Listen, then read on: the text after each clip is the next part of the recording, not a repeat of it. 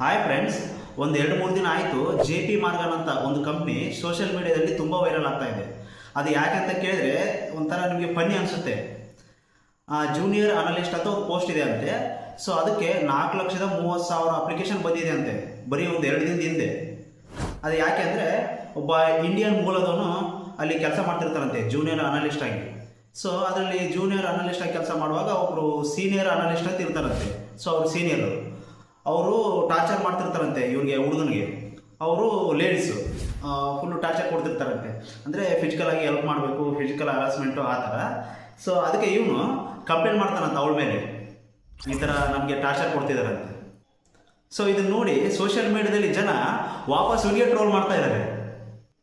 ನೋಡಿ ಫ್ರೆಂಡ್ಸ್, ಪ್ರಪಂಚದಲ್ಲಿ ಜನ ಯಾವ ಥರ ಇರ್ತಾರಂತೆ. ಅಲ್ಲಿದ್ದವನಿಗೆ ಕಡ್ಲೆ ಇಲ್ಲ, ಕಡ್ಲೆ ಇದ್ದವನಿಗೆ ಅಲ್ಲಿಲ್ಲ, ಈ ಥರ ಇದೆ ಪ್ರಪಂಚ. ಓಕೆ ಫ್ರೆಂಡ್ಸ್, ಬಾಯ್. ನಾನು ರಿಸ್ಯೂಮ್ ಅಪ್ಡೇಟ್ ಮಾಡಬೇಕು.